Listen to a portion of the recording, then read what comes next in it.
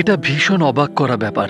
এরকম ঘটনা কি করে ঘটতে পারে? তারা জানে যে শিশু, নারী এবং নিরপরাধরা মরছে, তারা জানে সেটা। যে মানুষগুলো আঙুলের খোঁচায় বোম্ব রিলিজ করেছে, তারা জানে এসব। তোমাদের কি হৃদয় বলে কিচ্ছু নেই? কি করে তুমি বোমাগুলো ফেলতে পারলে? আমরা এই লজিকটাই বুঝে উঠতে পারি না, রাইট? কারণ আমরা ভাবি আমাদের মতো তাদেরও বিবেক আছে, এজন্যই বুঝে উঠতে পারি না। আমি নিশ্চিত আপনারা সবাই রাফাতে ফেলা বোমাগুলো দেখেছেন। হয়তোবা আপনি দেখেননি, ভিডিওগুলোর দিকে তাকাতেই পারেননি। চতুর্দিকে আগুন জ্বলছে, একটা গণহত্যা চলছে, লোকজন তাদের সন্তানের মৃতদেহ বুকে আঁকড়ে রেখেছে। ভীষণ ভয়ানক বীভৎস দৃশ্য।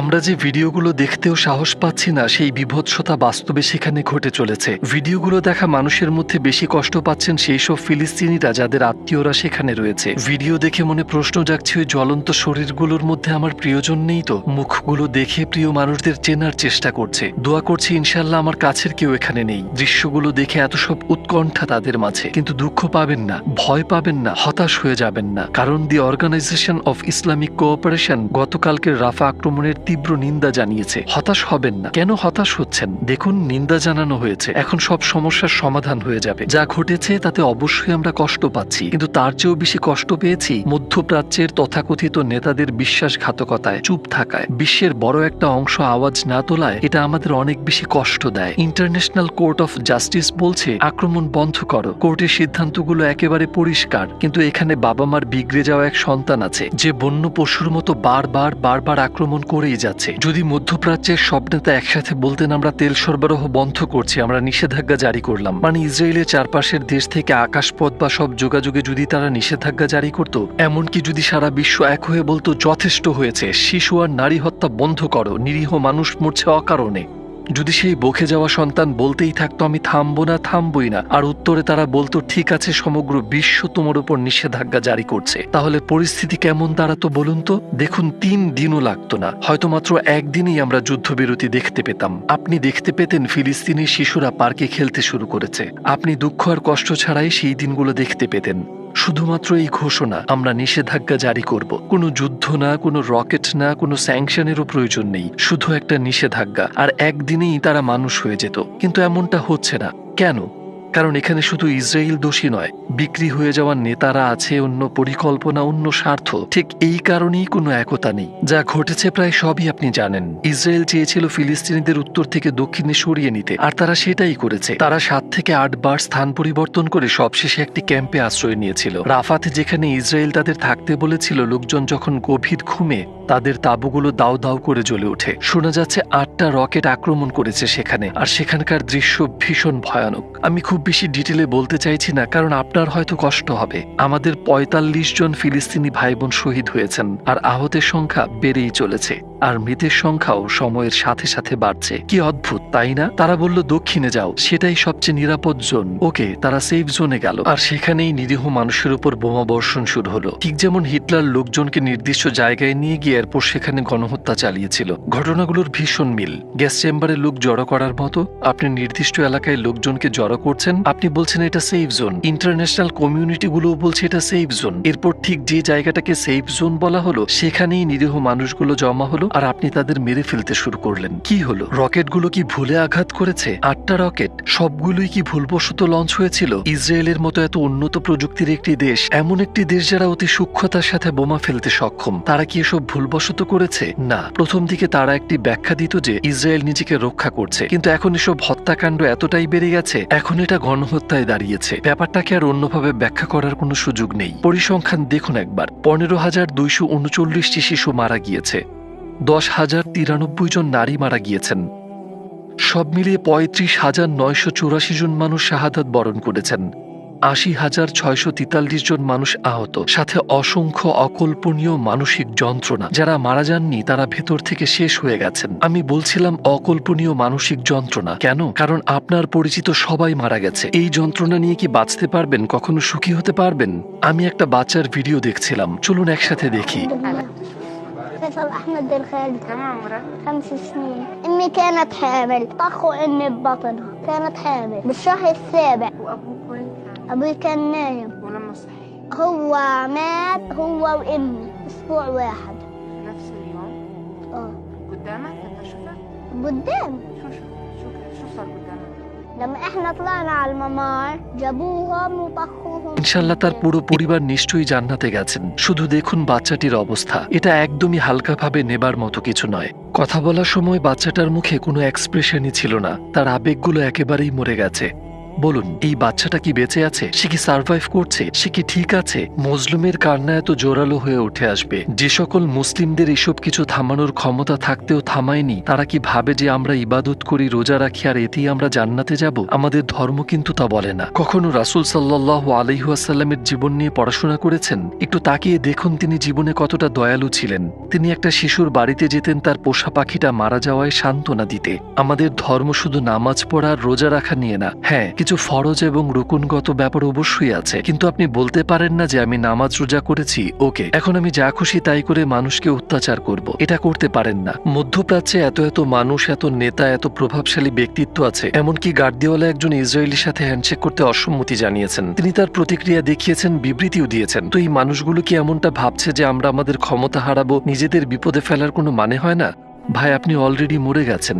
ইসরায়েল যদি আপনাকে মেরে ফেলে বা খুন করে কি আসে যায়? আদতে কি কোনো ফারাক পড়বে তাতে? আপনি অলরেডি মৃত। যেমন রাস্তায় যেসব প্রাণী ঘুরে বেড়ায়, আপনি বেড়াল, কুকুর দেখতে পাবেন, ওইসব প্রাণীগুলো আপনার চেয়ে বেশি মূল্যবান। You are dead. পশুর চাইতেও অধম। নিচতার যদি একটা নতুন লেভেল আবিষ্কার হয়, আপনি অলরেডি ওই লেভেলে আছেন। আপনি বেঁচে থাকেন আর নাই থাকেন, কি আসে যায় তাতে? বহু বছর পর আপনার নাতি নাতনিরা যদি প্রশ্ন করে সেই সময়টাতে তোমার অবদান কি ছিল দাদু ভাই? ফিলিস্তিনে একটা গণহত্যা চলছিল, হাসপাতালে বোমা ফেলা হয়েছে, হাজারো শিশু মারা গেছে, সে সময় তুমি কি করেছিলে? এসব বন্ধে কোনো সক্রিয় ভূমিকায় ছিলে? আপনি কি বলবেন হ্যাঁ, নাকি আপনি বলবেন আমি ওই গণহত্যা থামাতে পারতাম অথবা প্রতিবাদে কিছু লিখতে পারতাম, একটা পদক্ষেপ আমি নিতে পারতাম, কিন্তু আমি নিইনি। আমি ভয় পেয়েছিলাম, একটা কাপুরুষের মতো ভীত ছিলাম। ভয় ছিল আমি আমার পজিশন হারাবো অথবা আমার স্বার্থহানি হবে। অথবা চলুন আরেক দল মানুষকে দেখা যাক যারা এই পরিস্থিতিতেও চুপ করে আছে। হ্যাঁ, তাদের হাতে হয়তো ক্ষমতা নেই, কিন্তু সে কার সমর্থক সেটা সরাসরি জানাতে হবে, রাইট? এদের মধ্যে যারা সেলিব্রিটি আছেন তারা অনেকে মুখ বন্ধ রেখেছেন। মানে আপনার একটা অডিয়েন্স ও ফলোয়ার্স আছে। আমরা বিশ্বাস করি এই ইস্যুটার সমাধান এই পথেই সম্ভব। একটা সিরিয়াস পাবলিক প্রেশার তৈরি করে এটা বন্ধ করতে হবে। খেয়াল করে দেখুন আগের তুলনায় এখনকার জনমত কতটা শক্তিশালী। 7 অক্টোবরের তুলনায় অনেক বেশি শক্তিশালী। যখন একটা শক্তিশালী জনমত তৈরি হলো, আমেরিকার সব উচ্চপদস্থ নেতারা পিছু হটতে শুরু করলো। এখন তারা বক্তব্য দিয়ে বেড়াচ্ছে যে আমরা ইসরায়েলকে সতর্ক করছি, তোমরা যদি এসব চালিয়ে যাও আমরা আর তোমাকে অস্ত্র দেব না। তারা এখন এসব বক্তব্য দিচ্ছে কেন? যাতে নির্বাচনে না হারতে হয়। এইসব নেতারা শুধু তাদের স্বার্থটাই বোঝে, অর্থ আর ভোট। আমেরিকানরা বলছে যে আমরা তোমাকে ভোট দেব না কারণ আমাদের ট্যাক্সের টাকায় ইসরায়েলকে সাপোর্ট দিচ্ছ, ফিলিস্তিনিদের হত্যা করছো, তোমরা আমাদের হাতে রক্ত মাখিয়ে দিচ্ছ, আমাদের দেয়া ট্যাক্সের টাকায় তোমরা শিশু আর লোকজনদের বোমা মারছো। তারা যখন এসব বলতে শুরু করলো, দেখেছেন কিভাবে নেতারা পিছু হটতে শুরু করেছে। তাই অন্তত পক্ষে আমরা যেটা করতে পারি তা হলো জনমত তৈরি করা, একটা সিরিয়াস প্রেশার তৈরি করা। কিন্তু এটা কতটা দুঃখজনক আর কষ্টের যে বিশাল একটা ফ্যান ফলোয়ার নিয়েও কিছু মানুষ যারা এতটাই সেন্সিটিভ যে একটা কুকুর বা বেড়াল মারা গেলেও টুইট করে আর কনসার্ন দেখায়, তারা কিছুই বলে না যখন ফিলিস্তিনে হাজার হাজার শিশু মারা যাচ্ছে। মানে এসব নিয়ে কি মৃত্যুর পর কাউকে প্রশ্ন করা হবে না? আমরা কি শুধু সালাত আর সাওম নিয়ে জবাবদিহি করে পার পেয়ে যাব? শুধুমাত্র নেতানিয়াহুরই হাসুরের দিন শাস্তি হবে না, সে পাল্লায় শুধুমাত্র জালিমরা থাকবে না। যারা এই হত্যাকাণ্ডের সমর্থন দিয়েছে তাদের সবারও বিচার হবে। শুধুমাত্র এবাদতই সবকিছু নয়। আপনি যদি এভাবে ভেবে থাকেন তাহলে আপনি পুরোপুরি ভুল বুঝেছেন এই বিষয় ও ধর্মকে। এমন একদল মানুষ আছে যারা বলে যে এইসব ইস্যুতে আমার কিছু করার নেই। আমি কিছু সার্ভে দেখেছি, সেখানে প্রশ্ন ছিল ইসরায়েলে যা কিছু হচ্ছে সেটি নিয়ে আপনি কি ভাবছেন, ফিলিস্তিনে যা ঘটছে সে ব্যাপারে আপনার মতামত কি? কিছু মানুষ উত্তর দিয়েছেন এটা আমার ইস্যু নয়, আই ডোন্ট কেয়ার। অনেকেই বলেছেন এই ইস্যুতে আমি নিরপেক্ষ। জানিয়ে রাখি ইসরায়েলের সমর্থনকারী কিন্তু অনেক কমে গেছে, কারণ অত্যাচারের মাত্রা এখন ভীষণ আর ভয়ানক হয়ে দাঁড়িয়েছে। এত সব কিছু দেখেও আপনি কিভাবে নিরপেক্ষ থাকতে পারেন? কিভাবে আপনার কিছু আসে যায় না? ওই শিশুগুলোর ধর্মে আপনার কি কিছু আসে যায়? দেখুন, একটি শিশু মারা গেছে, সেখানে 5টি শিশু, 10টি শিশু, 1000 শিশু, 15,000 শিশু মারা গেছে। কিছুই আসে যায় না আপনার? মুসলিম হিসেবে বেড়ে ওঠার পর তারা আল খেল্লার কুফিয়া পড়ে, হয়তো সেগুলো আপনার পছন্দ না, আপনি ঘৃণা করেন, ওকে এই মানুষগুলোকে সমর্থন করা লাগবে না, ফাইন। হতে পারে আপনি একজন অবিশ্বাসী বা সংশয়বাদী, আপনি একজন মুসলিম হতে পারেন, আপনার ধর্ম যাই হোক না কেন, যদি একজন মানুষ হয়ে এই শিশুদের মৃত্যু আপনার বিবেকে নাড়া না দেয়, আপনি হয়তো জানেন না কিন্তু ভেতর থেকে আপনি পচে গেছেন। আপনি নিজের আরাম আয়েশ আর স্বার্থের দাস হয়ে গেছেন। কোনো ব্যাপারে আপনার স্বার্থ না থাকলে সেখানে আপনি একটা শব্দ খরচ করেন না। আমি এটাও জানি যে প্রথমে যখন 7ই অক্টোবরের ঘটনাগুলো শুরু হলো, তারা সেগুলোকে এমনভাবে উপস্থাপন করেছিল যে সবকিছুর মূলে হামাস, তারাই শয়তান। ইসরায়েলের অধিকার আছে নিজেদের রক্ষা রক্ষা করার, আরো অনেক কিছু। তারা এটাকে এমন ভাবে উপস্থাপন করেছিল যে শুরুতে আসল ব্যাপারটা অনেকেই বুঝে উঠতে পারেনি। তারা হয়তো ভাবছেন প্রথম দিকে যেহেতু আমি কিছু বলিনি এখনো এই ব্যাপারে চুপ থাকবো, কিন্তু এখন সত্যিটা একেবারে পরিষ্কার। তাই আমাদের উচিত নিজেদের সব সংশয়কে পেছনে ফেলে এই ইস্যুতে একমত হওয়া এবং জোরদার জনমত গড়ে তোলা। যদি আপনি নিজের নাতি নাতনিদের বলতে চান যে আমি সঠিক পক্ষই বেছে নিয়েছিলাম, ঠিক এই মুহূর্তে গণহত্যা চলছে, আপনার পক্ষ বেছে নিন প্রিয় ভাই ও বোন। এখানে আমি আমার সেই সব ভাই বোনদের কাছে মানবিক আবেদন করছি যারা আমেরিকান নাগরিক। আপনি কি বুঝতে পারছেন আপনার সমর্থন ছাড়া ইসরায়েল ওই শিশুদের ও নির্দোষ ফিলিস্তিনিদের মারতে পারে না? মানে আপনি যাই কিনছেন তাতে ট্যাক্স আছে। যাদের হাতে আমেরিকার রাষ্ট্রযন্ত্র, ট্যাক্সের টাকা পেয়ে তারা বলে আমরা ইসরায়েলকে সমর্থন করি। চাইলে পরিমাণটা দেখতে পারেন, ছোট সাহায্য নয়, বিলিয়ন ডলার দিচ্ছে তারা সেখানে। যদি আমেরিকা প্রতিবাদ শুরু করে এই গণহত্যা থেমে যাবে। হ্যাঁ, আপনার উদ্দেশ্য হয়তো সৎ, আপনি হয়তো চাননি এসব কিছু ঘটুক, কিন্তু দিন শেষে আপনার ট্যাক্সের টাকা ছাড়া এসব কিছু সম্ভব হতো না। এই কথাগুলো আমি কেন বলছি? আপনি হয়তো নিজেকে অপরাধী ভাবছেন মনে মনে। হ্যাঁ, আপনি হয়তো ভাবছেন আমার উদ্দেশ্য সৎ, আমার কোনো খারাপ উদ্দেশ্য নেই। তাহলে আমি কি করতে পারি? একটা জনমত তৈরি করুন, বলুন আমরা এই গণহত্যার সমর্থন করি না। লিখুন, শেয়ার করুন, আশেপাশের মানুষদের জানান। ইলেকশনের সময় সঠিক মানুষকে ভোট দিন। এই কাজগুলো আপনি করতে পারেন। শেখ ওমর সুলেমান একজন ফিলিস্তিনি যিনি আমেরিকায় থাকেন, তার ট্যাক্সের টাকাও কিন্তু এখানে ব্যয় হয়েছে। আমরা বললাম আপনার কেমন লাগছে এটা জেনে যে এই গণহত্যা আপনার ট্যাক্সের টাকাই হচ্ছে। তিনি বললেন নিজেকে অপরাধী লাগে। হ্যাঁ, তার অবশ্যই কোনো খারাপ উদ্দেশ্য নেই, কিন্তু দিন শেষে সেই টাকা এভাবেই খরচ হচ্ছে। সংখ্যাগুলো দেখুন একবার।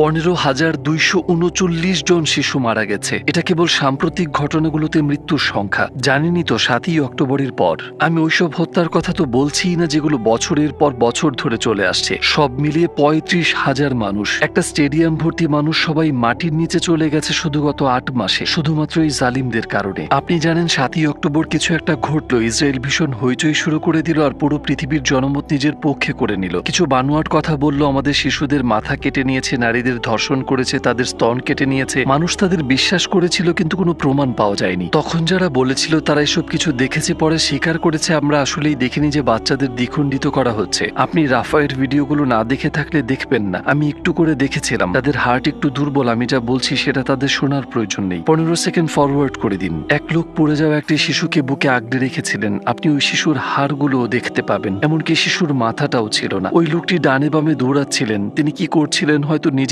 জানেন না। আমি একটা কয়লা হয়ে যাওয়া শরীর দেখেছি, হাতগুলো উড়ে গেছে, অনেকে নিজের চোখ হারিয়ে ফেলেছে, মানুষ মারা যাচ্ছে। এখন উল্টো চিত্র কল্পনা করুন, ফিলিস্তিন ইসরায়েল আক্রমণ করছে এবং 35,000 নিরপরাধ মানুষকে হত্যা করেছে। ফিলিস্তিন পক্ষ 10,000 নারীকে হত্যা করেছে এবং 15,000 ইসরায়েলি শিশু হত্যা করা হয়েছে। 15,000 ইসরায়েলি শিশু। এমন একটা দৃশ্য কল্পনা করুন। 7ই অক্টোবর কিছু বিচ্ছিন্ন ঘটনা তুলে ধরে পুরো পৃথিবীর জনমত নিজেদের পক্ষে করে নিল। এখন উল্টোটা কল্পনা করুন, আপনি শুনেছেন কি ঘটেছে? একটা ইসরায়েলি শিশুর মাথা কেটে নেওয়া হয়েছে, পুরো জায়গাটা জ্বালিয়ে দিয়েছে। ফিলিস্তিন ইসরায়েলের হাসপাতালে বোমা ফেলেছে। তারা ইসরায়েলিদের বলেছে দক্ষিণে যেতে এবং 20 লক্ষ মানুষকে ঘরবাড়ি ছাড়তে বাধ্য করেছে। সবাই যখন দক্ষিণে গেল তাদের তাঁবুগুলোতে রকেট আক্রমণ শুরু করলো। যদি এমন কিছু ঘটতো তাহলে বিশ্বের জনমত কি একই রকম থাকতো? তারা এখন ফিলিস্তিনকে কিছুটা সমর্থন করছে। এই কাল্পনিক সিনারিওতে তারা কি ইসরায়েলকে এমন সামান্যই সমর্থন করত, নাকি তারা বলতো তোমাদের সমস্ত নিউক্লিয়ার বম দিয়ে ফিলিস্তিনিদের উপর আক্রমণ করো, বিন্দুমাত্র দয়া দেখিও না? এইভাবে তারা বম্বিং করতো আর মানুষ খুব শান্তভাবে এই ছবিগুলো দেখতো, কোনো চোখের পানি ছাড়াই। কি আশ্চর্য! আমাদের নবীজির একটি হাদিস রয়েছে, তোমাদের মধ্যে কেউ কোনো অন্যায় হতে দেখলে তাকে বলো যেন হাত দিয়ে বাধা দেয়। সেটা করার সামর্থ্য যদি না থাকে সেজন্য অন্তত মুখ দিয়ে প্রতিবাদ করে, এবং সেই সামর্থ্য যদি না থাকে তাহলে যেন মন থেকে বাধা দেয়, আর সেটা হলো ইমানের দুর্বলতম প্রদর্শন। চলুন একটা অবস্থান নেই, কাদের পাশে আছি বুঝিয়ে দেই, সামর্থ্যে যতটুকু সম্ভব করে যাই। যদি প্রশ্ন করেন ইসরায়েলের পতন কি করে হবে, এইসব অপরাধীদের কি শাস্তি হবে, আমি বলবো অবশ্যই জালিমদের বিচার হবে। সেটা কি এই দুনিয়াতেই হবে? আমার তাই মনে হয়। কিন্তু এই মানুষগুলোর বয়স যেহেতু এখনই 40-50 বছর, আরো 40-50 বছর পর নিশ্চয়ই তারা কবরবাসী হয়ে যাবে। সেই সব জালিমেরা আর যারা সেই জুলুমের সমর্থন করেছিল আর যারা একে থামাতে পারত কিন্তু তা করেনি, চিন্তার কিছু নেই। শতভাগ নিশ্চিত থাকুন 50 বছর পর আল্লাহর ন্যায় বিচারে এই মানুষগুলোর বিচার হবেই। তাদের এমনভাবে বিচার হবে, তারা এমনভাবে শাস্তি পাবে যে নিজেদের জীবদ্দশায় যেসব পাশবিক কাজগুলো তারা করে গেছে, যে শাস্তিগুলো তারা পাবে তার তুলনায় সেসব কিছুই না। তো চিন্তা করবেন না, শতভাগ নিশ্চিত থাকুন যে আগামী 40-50 বছরে, হয়তো 20 বছরে এই মানুষগুলো আল্লাহর ন্যায় বিচারের স্বাদ পাবে। মজলুমের অধিকার আদায় হবেই ইনশাআল্লাহ। 35,000 মানুষ শহীদ হয়েছেন। হ্যাঁ, ওই শিশুগুলোর মৃত্যুতে আমরা কষ্ট পাচ্ছি, কিন্তু এখন সেই শিশু বলছে, দুনিয়াতে আমি ক্ষুধায় খাবার পাইনি, তৃষ্ণার্ত ছিলাম, কিন্তু এখন জান্নাতের এই জীবন কতই না সুন্দর। এবং আল্লাহর উপর পরকাল এবং কোরআনে বিশ্বাস আমাদের এ কথাই বলে। এই মুহূর্তে সেই 15,239 জন শিশু ভীষণ সুখী। হ্যাঁ, তারা ভীষণ সুখী। 10,000 নারী, 35,000 শহীদ, তাদের কষ্টের দিন শেষ। কিন্তু যারা তাদের পেছনে রয়ে গেছে তারা কষ্টে আছে। তাই আমাদের উচিত তাদের সারিয়ে তোলা, প্রিয় ভাই ও বোন। আর ইসরায়েলের পরিণতি কি হবে তাহলে? এই জুলুম কি সত্যি একদিন শেষ হবে? আমাদের রব এই প্রশ্নগুলোর উত্তর দিয়ে দিয়েছেন সূরাতুল ইসরায়ের 4th এবং 8ম আয়াতের মধ্যে। আয়াতে বলা হয়েছে, ইহুদিরা পৃথিবীকে 2 বার কলুষিত করেছে, যার ফলস্বরূপ তারা 2 বার অপদস্থ হয়েছে। তাদের শহরগুলো ধ্বংস হয়েছে আর তারা নির্বাসিত হয়েছে। প্রথমবার ছিল 598 খ্রিস্টপূর্বে ব্যাবিলনিয়ানদের দ্বারা, আর দ্বিতীয়বার ছিল 70 খ্রিস্টাব্দে রোমানদের দ্বারা। আজকের দিনের সাথে এই ঘটনাগুলোর কি সম্পর্ক? আল্লাহ কোরআনে বলছেন বনি ইসরায়েলকে উদ্দেশ্য করে, হয়তোবা তোমাদের প্রভু তোমাদের উপর রহম করবেন, কিন্তু তোমরা যদি ফিরে যাও পাপের পথে, আমরাও ফিরে আসবো শাস্তিতে। অর্থাৎ তোমরা পাপে ফিরে গেলে আমরা শাস্তিতে ফিরে যাব। তোমরা একই অভিজ্ঞতার মুখোমুখি হবে যে অভিজ্ঞতা অতীতে হয়েছিল। যেমনটা আমরা জানি, জুলুম যখন একই মাত্রায় থাকে তখন তার ধ্বংস হয় না, এর ধ্বংস ঘটে যখন মাত্রা বাড়ে। যখন এর মাত্রা বাড়ে, জনগণের বিবেক জেগে উঠতে থাকে। মাত্রা বাড়লে লোকজন প্রতিক্রিয়া দেখায়, ঠিক যেমনটা আজকের দিনে ঘটছে। একটি জনমত গড়ে উঠেছে, একটি সার্বজনীন চেতনা গড়ে উঠছে। ঠিক এভাবেই নিপীড়নের সমাপ্তি ঘটে। ইতিহাসের পাতা জুড়ে অনেক অত্যাচারীর কথা শোনা যায়, আর প্রতিবারই অত্যাচারীর শেষ পরিণতি ছিল একই। ইনশাল্লাহ এবারও তেমনটাই হবে। আমরা আমাদের কাজ করে যাচ্ছি, আমাদের পক্ষ বেছে নিয়েছি। আল্লাহ যেন সব অত্যাচারীর বিনাশ